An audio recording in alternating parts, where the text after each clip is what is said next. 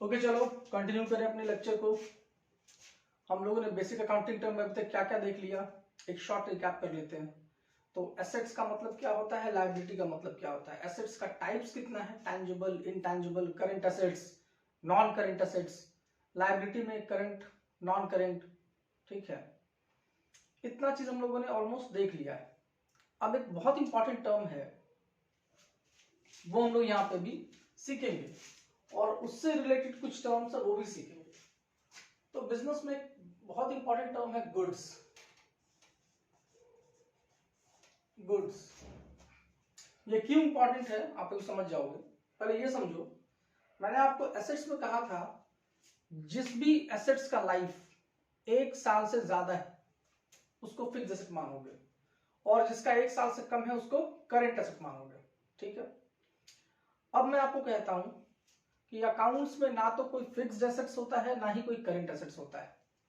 ठीक है, ये डिपेंड करता है आपके बिजनेस के नेचर पे। जैसे फॉर एग्जांपल अगर एक कार की बात करें तो car is a fixed assets. अगर आप उसको यूज करके बिजनेस कर रहे हो तो ठीक है, और अगर मैं कार को बेच के पैसे कमा रहा हूं, मेरा बिजनेस ही है कार डीलरशिप का, तो मेरे लिए कार क्या हो जाएगा, स्टॉक, मतलब गुड्स, और वो as a income, as a revenue treat किया जाएगा। ठीक है, चलो टेक अनदर एग्जांपल, एक और एग्जांपल लेते हैं। मान लो एक फर्नीचर डीलर है, तो नॉर्मली फर्नीचर क्या होता है, हम लोग बिजनेस में रखते हैं और उसको यूज करके पैसे कमाते हैं, उसको बेच के नहीं, उसको यूज करके। तो मेरे लिए furniture as a fixed assets या नॉन करंट एसेट माना जाता है। बट एक फर्नीचर डीलर के लिए जो कि फर्नीचर को बेचकर बिजनेस में प्रॉफिट कमाएगा, उसके लिए फर्नीचर क्या है, करेंट एसेट्स है। ठीक है, गुड्स। ओके, तो याद रखना अकाउंट्स में कुछ चीजें हैं जिनका नाम नहीं लिया जाता, उसके लिए कुछ स्पेशल टर्म्स दिया हुआ है। जैसे ओनर, ओनर का नाम नहीं आता है अकाउंट्स में कभी भी। उसके जगह पे क्या यूज करते हैं वर्ड, कैपिटल। अगर ओनर पैसा इन्वेस्ट करता है तो कैपिटल, ओनर पैसा विड्रॉ करता है तो ड्रॉइंग्स। ये सब हम लोग देखेंगे अभी। कैपिटल तो मैंने आपको बताया था, ड्रॉइंग्स एक बार मैं बता दूंगा। दूसरा एक इंपॉर्टेंट है गुड्स। जिस चीज का हम लोग बिजनेस करते हैं, जिसमें डील करते हैं, उसका भी नाम नहीं यूज करते हैं, उसकी जगह पे क्या वर्ड यूज करते हैं, गुड्स। ठीक है, और गुड्स से रिलेटेड कुछ टर्म है जिसका इस्तेमाल होता है, जैसे वो मैं यहां पे आपको बता रहा हूं। सबसे पहले अगर आप गुड्स परचेज करोगे, खरीदोगे, तो आप वर्ड यूज करोगे परचेज का, परचेज अकाउंट। अगर आप फर्नीचर परचेज करते हो अपने बिजनेस में यूज करने के लिए, नॉट फॉर रीसेल, तो वहां पे फर्नीचर अकाउंट यूज करोगे, ये याद रखना। मशीनरी खरीदते हो for using in your business, तो मशीनरी अकाउंट यूज करोगे, उसका नाम यूज करोगे। बट अगर फर्नीचर खरीदते हो रीसेल के लिए, बेचने के लिए, आपका बिजनेस ही फर्नीचर खरीदना बेचना, तो उसको फर्नीचर नहीं बुलाओगे, उसको गुड्स बुलाओगे। और परचेज करने पे क्या वर्ड यूज करोगे, परचेज अकाउंट। ठीक है, तो परचेज अकाउंट को हम लोग अपने अकाउंट्स में एज पर मॉडर्न रूल इसका नेचर क्या मानते हैं, तो इसको बिजनेस के लिए एक एक्सपेंस मानते हैं। आपको ये याद रखना है, क्योंकि जर्नल एंट्री सीखने से पहले आपको सारे अकाउंटिंग टर्म का नेचर आइडेंटिफाई करना आना चाहिए, इसलिए बेसिक अकाउंटिंग टर्म सिखा रहा हूं मैं। तो परचेज को क्या ट्रीट करते हैं, एक्सपेंस। जब गुड्स को सेल करोगे तो क्या वर्ड यूज करोगे, सेल्स अकाउंट। और बिजनेस के लिए सेल्स अकाउंट क्या माना जाता है, इनकम। इसको आप भूलोगे नहीं, याद रखोगे। सेल्स क्या माना था बिजनेस के लिए, इनकम। अगर मान लो गुड्स बच गया, कुछ सरप्लस गुड्स खरीदा था जो बिक नहीं पाया, साल के एंड में बच गया, तो अगले साल बेचेंगे। बट इस साल के एंड में उसको क्या बोला जाएगा, उसको बोला जाएगा स्टॉक। साल के एंड में क्लोजिंग स्टॉक बन जाता है और अगले साल के बिगिनिंग में वही ओपनिंग स्टॉक बन जाता है।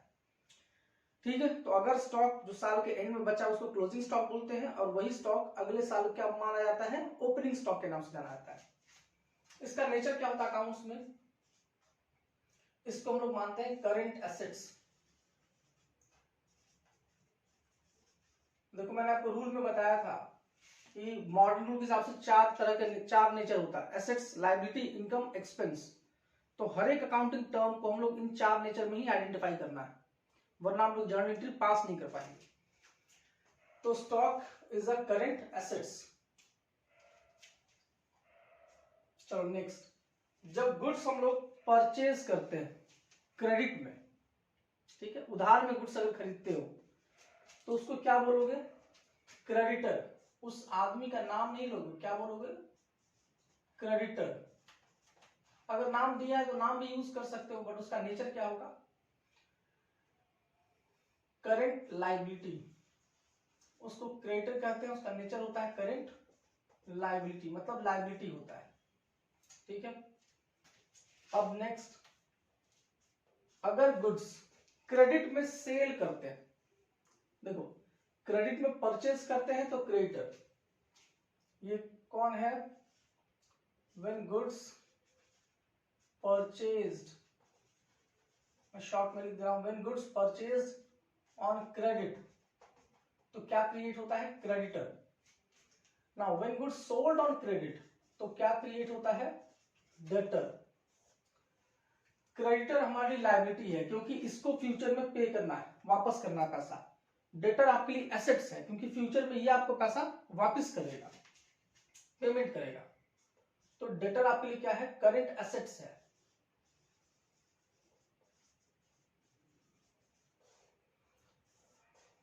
तो डेटर कौन है? Person to whom goods sold on credit,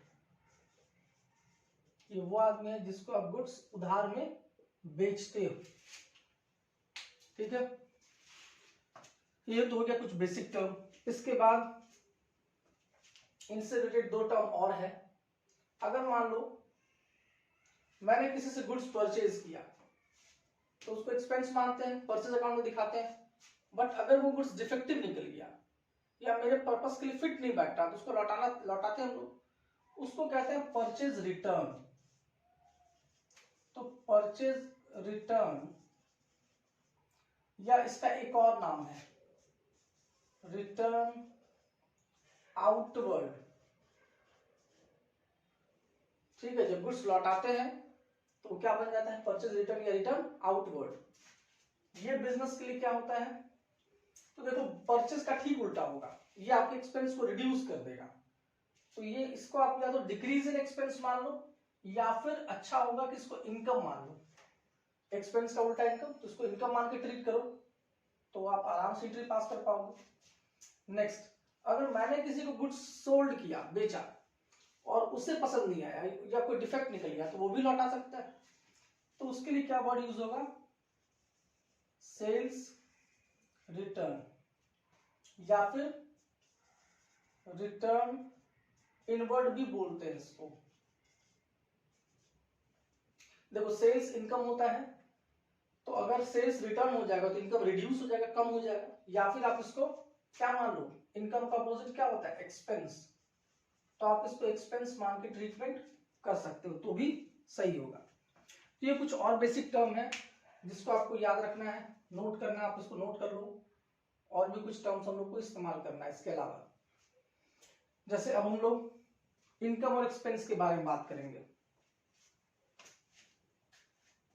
तो आप देखो इनकम क्या होता है?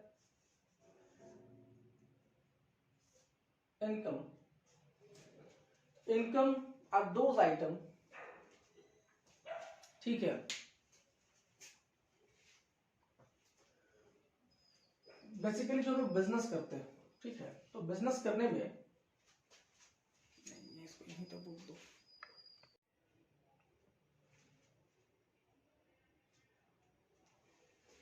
ओके चलिए, हम लोग बेसिक टर्म तो कंप्लीट कर लिए।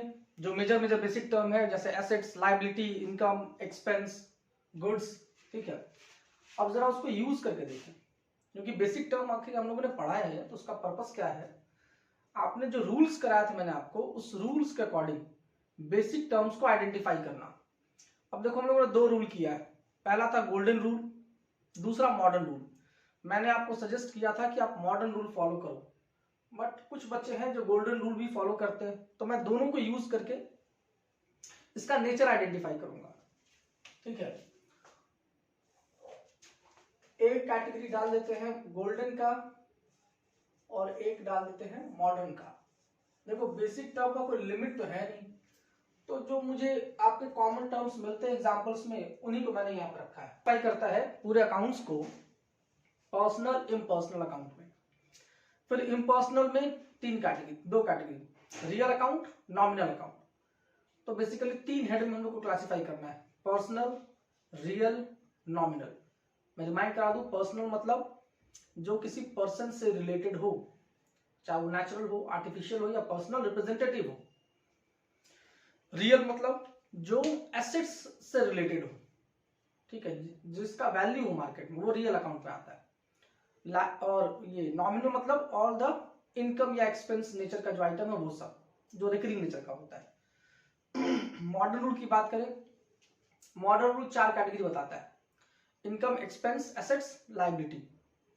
ठीक है, चलो, तो गोल्डन रूल के हिसाब से कैश इन हैंड रियल माना जाता है, बट मॉडर्न रूल के हिसाब से ये एसेट्स माना जाता है। कैश एट बैंक गोल्डन के हिसाब से इसको पर्सनल माना जाता है, जबकि मॉडर्न रूल कहता है कि cash at bank is also a asset, current assets. Machinery golden के हिसाब से रियल, मॉडर्न के हिसाब से एसेट। फर्नीचर ये रियल, यहां पे एसेट। प्रीमाइसेस एक टर्म मिलता है, ठीक है, आपके लिए नया टर्म है। प्रीमाइसेस मतलब होता है आंगन, स्पेस। ठीक है, ये भी आपका एसेट्स है, जो फ्री स्पेस होता है वो, इसमें रियल हो जाएगा, यहाँ पे एसेट हो जाएगा, फिक्स एसेट्स। बिल्डिंग ये भी रियल और यहाँ पे फिक्स एसेट्स। गुडविल ये भी रियल अकाउंट है, ठीक है, इंटैंजिबल, और यहाँ पे एसेट्स है, इंटैंजिबल एसेट्स है। डेटर, यहाँ पे डेटर को पर्सनल अकाउंट बोला जाता है क्योंकि किसी पर्सन को रिप्रेजेंट करता है, एक पर्सन ही डेटर होता है। मॉडर्न के हिसाब से अगर डेटर की बात करें तो ये एसेट मानता है, क्योंकि ये कहता है कि डेटर वो आदमी है जो हमको फ्यूचर में पैसा देगा। डेटर को ये एक राइट मानता है, right to claim the money, इसलिए उसको एसेट्स माना जाता है। स्टॉक,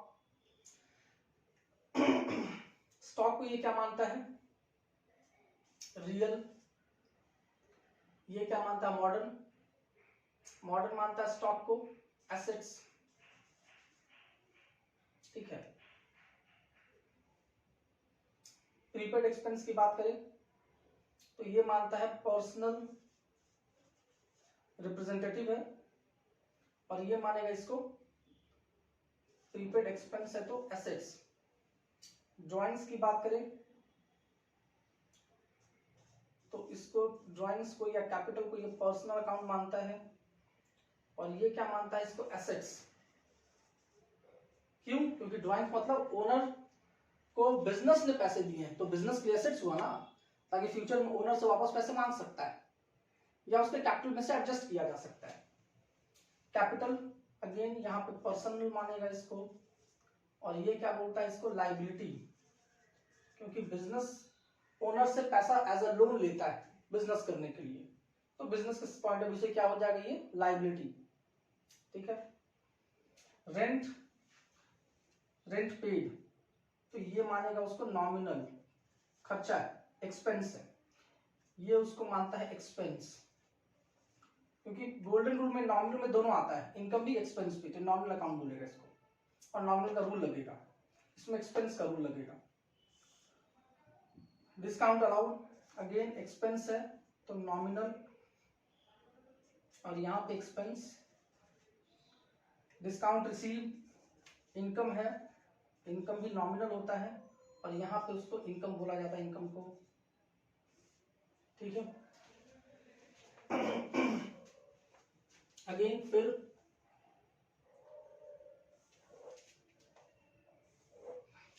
इंटरेस्ट रिसीव, रिसीव्ड है तो ये उसको नॉमिनल बोलेगा, ये क्या बोलेगा उसको, इनकम। बैंक लोन, बैंक को ये पर्सनल मानता है, बैंक को अब उससे पैसा लिया या दिया पर्सनल ही मानता है। ये बैंक लोन को लायबिलिटी मानता है, ये बोलता है कि बैंक से आपने पैसे लिए हैं तो आपकी लायबिलिटी है, बैंक में पैसा जमा है तो एसेट है।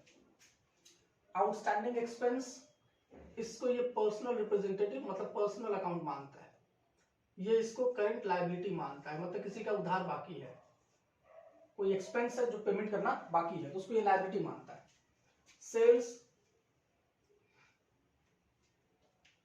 सेल्स को गोल्डन रूल रियल मानता है क्योंकि ये स्टॉक से रिलेट करता है। सेल्स का मतलब ये मानता है कि स्टॉक गया, ठीक है, तो क्रेडिट व्हाट गोज आउट बोलता है। ये स्टॉक सेल्स को हम लोग क्या मानते हैं, इनकम मानते हैं मॉडर्न रूल में। परचेज को, इसको भी ये रियल मानता है स्टॉक के अकॉर्डिंग। परचेज मतलब स्टॉक आया तो डेबिट व्हाट कम्स इन, और ये परचेज को एक्सपेंस मानता है। बैंक ओवरड्राफ्ट, बैंक ओवरड्राफ्ट को अगेन ये तो पर्सनली मानेगा उसको, ठीक है, और इसको मॉडर्न क्या मानता है, करंट लायबिलिटी। तो आपको ऐसा आइडेंटिफाई करना आना चाहिए कि कौन सा बेसिक अकाउंटिंग टर्म पे कौन सा रूल अप्लाई करेगा, गोल्डन के हिसाब से और मॉडर्न के हिसाब से, सबके रूल्स अलग अलग है, ठीक है। आप इसको नोट करना चाहो तो कर लो। अब हम लोग इसके बाद नेक्स्ट टॉपिक पे बढ़ सकते हैं, इसमें इतना ही है, ओके।